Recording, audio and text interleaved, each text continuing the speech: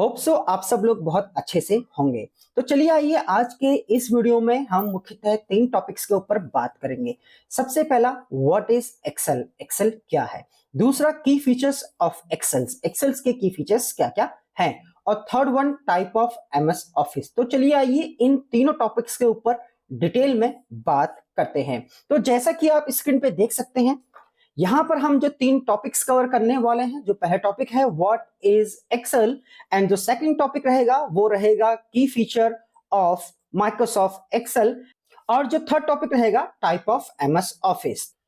What is Excel, तो screen पे आप देख सकते हैं Microsoft Excel is a spreadsheet program developed by Microsoft. तो माइक्रोसॉफ्ट एक सॉफ्टवेयर कंपनी है जिसने आपका एमएस ऑफिस बनाया है, और एमएस ऑफिस के अंदर Word, Excel, PowerPoint, Outlook, FrontPage जैसे सॉफ्टवेयर आते हैं। तो हम बात करेंगे एमएस एक्सेल की। तो Microsoft Excel is a spreadsheet program. अब यहाँ पे स्प्रेडशीट एक वर्ड यूज हुआ है। अब स्प्रेडशीट का मतलब होता क्या है। नॉर्मली अगर मैं आपको बोलूं कि आप जो काम एक्सेल पे करते हैं उसको आपको मैन्युअली करना हो तो आप कैसे करेंगे। आप कुछ पेपर्स लेंगे, पेपर्स के ऊपर ट्रांजैक्शंस करेंगे और उनको मेंटेन करेंगे। तो इसी तरीके से एक्सेल पे भी क्या होती हैं, शीट्स होती हैं जिन पे आप कैलकुलेशंस करते हैं, डेटा को फॉर्मेट करते हैं और डेटा को मैनेज करते हैं। तो इन सभी को मिला के बहुत सारी स्प्रेड शीट्स होती हैं जिनसे मिला के एक्सेल बनता है। और अगर हम एक्सेल के लुक की बात करें कि एक्सेल दिखता कैसा है, इसमें क्या क्या चीजें होती हैं, तो उसके लिए चलिए आइए स्क्रीन पे चलते हैं। तो यहाँ पे आप स्क्रीन देख सकते हैं। इस स्क्रीन पर ये आपका कॉलम हो गया, ये आपका रो हो गया, और यहाँ पे ये आपका क्या हो गया, सेल हो गया। जहां पे कॉलम एंड रो एक दूसरे को काटते हैं वहां पे बन जाता है सेल।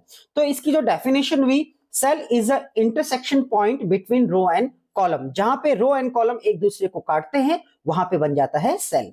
और इस पूरी शीट पर सभी सेल के पास एक यूनिक आईडी होती है। कहने का मतलब है इस सेल का नाम है B3, इस सेल का नाम है E3 और इस सेल का नाम है C7।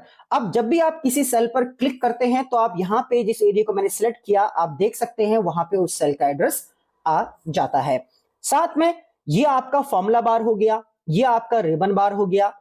अब इस रिबन बार के ऊपर जब आप राइट क्लिक करते हैं और यहाँ पे मिलता है क्लैप्स द रिबन, जब भी इस पे क्लिक होता है तो रिबन आपका हाइड हो जाता है। और दोबारा से आप यहाँ राइट क्लिक करेंगे, क्लैप्स रिबन करेंगे तो ये फिर से अपेयर हो जाएगा। एंड टॉप में आपको दिखेगा आपका मेन्यू बार, एंड सबसे टॉप में जो ग्रीन कलर की जो पट्टी है उसको बोलते हैं टाइटल बार। तो ये पूरा का पूरा क्या है, ये पूरा का पूरा एक्सेल का इंटरफेस है। एक्सेल कुछ दिखने में ऐसा होता है। अब जो ये एक्सेल के सेल हैं, इन सेल में आप क्या कर सकते हैं, आप इन सेल्स में नंबर्स लिख सकते हैं, इन सेल्स में अल्फाबेट लिख सकते हैं, इन सेल्स के अंदर आप इवन किसी फॉर्मूला को कैलकुलेट कर सकते हैं, और इवन इन सेल्स के अंदर आप इमेजेस को भी इंसर्ट कर सकते हैं। तो इन सेल्स में आप वो तमाम चीजें कर सकते हैं जिन चीजों के करने से आपके डेटा को एक फॉर्मेट मिलता है, एक रूप मिलता है। चाहे कैसा भी डेटा हो, इन सेल्स के अंदर आप फीड किया जा सकता है और उन्हें आपकी सिचुएशन के अकॉर्डिंग कैलकुलेट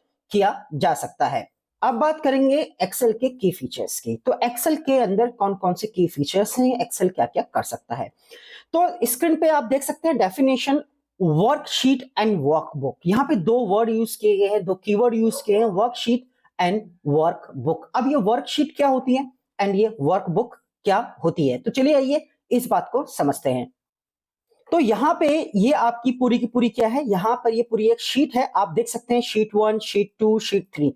तो इसको बोलेंगे वर्कशीट। शीट 1 जो है वो वर्कशीट 1 है, ये वर्कशीट 2 है एंड ये वर्कशीट 3 है, और इन तीनों को मिला के बोलेंगे workbook.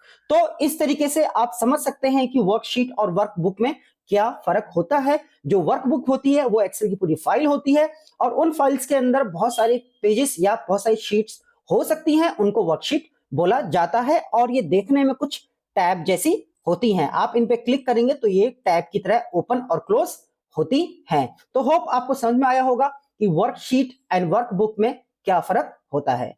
Second one, formula and function. Excel के अंदर 2 तरह के फंक्शंस होते हैं, एक होता है यूजर डिफाइन जिसको आप खुद से बनाते हैं, और एक होता है प्री डिफाइन। तो एक्सेल्स में आप user define and pre define formulas को भी यूज कर सकते हैं, जैसे सम, एवरेज, लुकअप एंड एक्सेट्रा। चलिए आइए next topic. Chart and graphs. तो एक्सेल का एक बहुत ही इंपॉर्टेंट की फीचर है चार्ट एंड ग्राफ। तो एक्सेल में आप चार्ट और ग्राफ के थ्रू भी डेटा के बीच में कंपैरिजन एंड कैलकुलेशन कर सकते हैं। नेक्स्ट जो फीचर आपको प्रोवाइड होता है डेटा एनालिसिस। तो एक्सेल में आप डेटा को एनालाइज कर सकते हैं, डेटा पे शॉर्टिंग कर सकते हैं, डेटा पे फिल्टर लगा सकते हैं, कंडीशनल फॉर्मेटिंग लगा सकते हैं, स्लाइसर लगा सकते हैं। इन सभी का यूज करके आप डेटा को एक्सेल में बहुत अच्छे तरीके से एनालाइज भी कर सकते हैं। नेक्स्ट की फीचर है पिवोट टेबल। पिवोट टेबल के अंदर आप कॉम्प्लिकेटेड डेटा की समरी तैयार कर सकते हैं और उस डेटा पे आप बहुत सारे फॉर्मूलाज और फंक्शन लगा सकते हैं जिससे कि डेटा को एनालाइज करने में आपको बहुत ज्यादा हेल्प मिले। जो नेक्स्ट की फीचर है वो है डेटा इंपोर्ट एंड एक्सपोर्ट। तो एक्सेल के अंदर आप बहुत इजीली डेटा को इंपोर्ट भी कर सकते हैं और डेटा को एक्सेल से बाहर एक्सपोर्ट भी कर सकते हैं। तो इस टॉपिक पे भी एक्सेल आपको पूरी फ्रीडम देता है। और हमारा third point type of MS office. तो आपने देखा होगा, आपने सुना होगा और बड़े कंफ्यूज भी आप रहते होंगे कि MS Office 2007, 2010, 2015, 2023, 2024, MS Excel, MS Office 365 and Google Excel, ये सब क्या है और इन सब में क्या फर्क है। तो बेसिकली ज्यादा कुछ फर्क नहीं होता है, कुछ फॉर्मूलाज को लेकर फर्क हो सकता है और कुछ रूपरेखा को लेके भी, उसके जो इंटरफेस है उसको लेके भी फर्क हो सकता है। अगर हम बात करें एमएस ऑफिस 2010 से लेके 2024 तक की अगर हम बात करें, तो इन सभी एमएस ऑफिस को अगर आप बाय करते हैं तो ये आपका वन टाइम परचेज होता है, आपको वन टाइम परचेज करना होता है और इसको आप पूरी लाइफ टाइम यूज कर सकते हैं। अदर हैंड अगर हम बात करते हैं एमएस ऑफिस 365 की, तो ये सब्सक्रिप्शन बेस्ड होता है जिसके लिए आपको जो पे करना होता है एवरी मंथ करना होता है या एवरी ईयर करना होता है, डिपेंड करता है आपने किस तरह का सब्सक्रिप्शन लिया है। और थर्ड है एमएस ऑफिस गूगल शीट। तो ये गूगल वालों का है और गूगल वालों का थोड़ा जो इंटरफेस है वो बहुत ज्यादा डिफरेंट है comparison MS Office 365 and MS office 2023।